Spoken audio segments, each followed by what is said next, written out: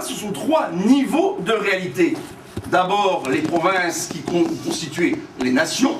Après, les nations se trouvent dans un ensemble de civilisations. Et cet ensemble de civilisations, c'est l'Europe. Donc, nous ne sommes pas contre l'Europe. Nous sommes contre l'Union européenne telle qu'elle se présente. Justement parce que l'Europe, c'est une réalité. L'Europe, c'est d'abord une réalité, je dirais, qualitative. L'Europe, c'est une réalité au sens où ça correspond à une civilisation. Si nous allons en Espagne, retrouver les grands monuments de l'histoire de l'Espagne, ou en Allemagne, que nous allions en Suisse ou en Italie, eh bien, en Roumanie, eh bien, nous nous sentons dans un même ensemble de civilisations. Un ensemble de civilisations qui est uni souvent par une histoire commune, même dans ses parties les plus lointaines. Je vous rappellerai que l'Ukraine a quand même donné une reine à la France, Anne de Kiev, au Moyen-Âge. Donc c'est une réalité de civilisation. Une réalité de civilisation avec des contacts entre les différentes parties de l'Europe qui ont été constants, qui n'ont jamais cessé. C'est donc un même ensemble. Donc, réalité parce que c'est une civilisation commune. Mais aussi réalité parce que, sur le plan quantitatif, parce que l'Europe, c'est un ensemble. Et on ne peut pas découper l'Europe en tronçons comme on veut le faire aujourd'hui. L'Europe, elle va au moins de l'Atlantique à l'Oural. Peut-être même va-t-elle de l'Atlantique au Pacifique. On ne peut pas dire, aujourd'hui, que la Russie n'est pas en Europe. Ça voudrait dire que Pouchkine n'est pas européen, que Dostoïevski n'est pas européen. C'est ridicule, c'est absurde, ça n'a pas de sens en soi. Alors, je dirais, l'Europe c'est une civilisation, mais l'Europe c'est aussi un vaste espace, un grand espace. Et je crois que ce n'est pas aux Français d'être anti-européens.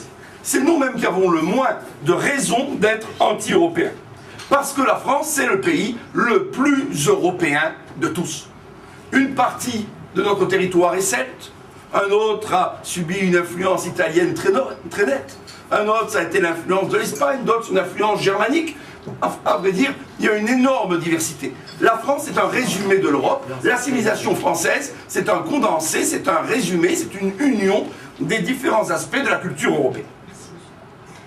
Et on pourrait en prendre comme exemple que, je dirais, notre propre histoire. N'oublions pas qu'au XVIIe siècle, un des pires moments de notre histoire, alors que l'État français, au moment de la Fronde, allait sombrer, c'est une reine d'origine espagnole, Anne d'Autriche, et un ministre italien, le cardinal Mazarin, qui ont sauvé l'État de la France, l'État français.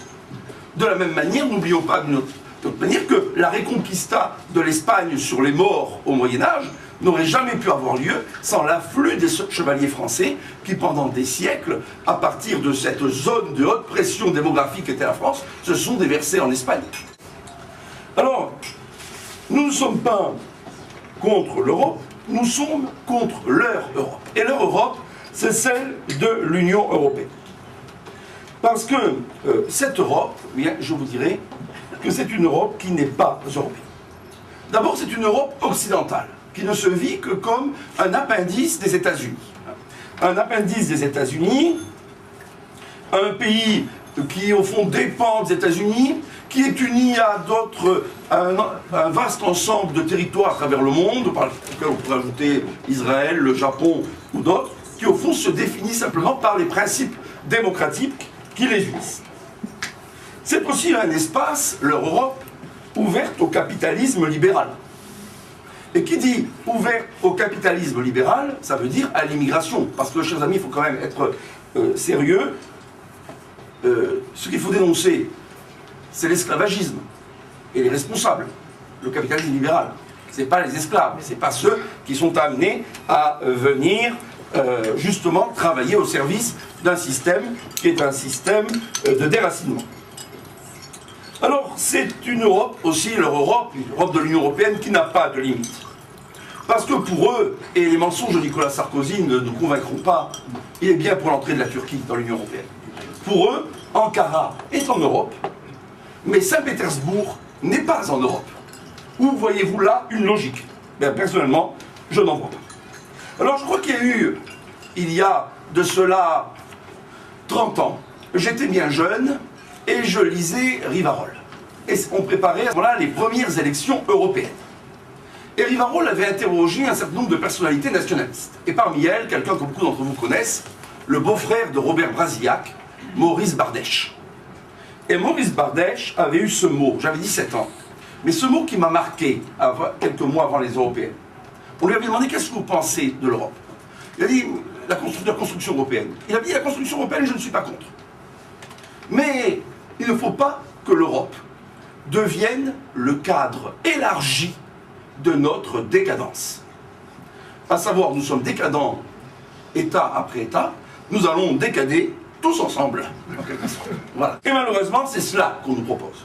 Ce qu'on nous propose, au fond, c'est la décadence commune, cette décadence, au fond, d'un ensemble soumis au capitalisme libéral, soumis au cosmopolitisme, soumis à une immigration sans frein.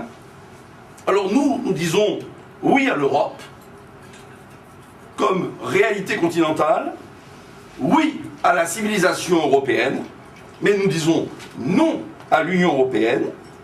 L'Union européenne, qu'il faut bien résumer par deux mots, je dirais qu'elle est l'Europe des banquiers et qu'elle est l'Europe du cosmopolitisme. Je vous remercie.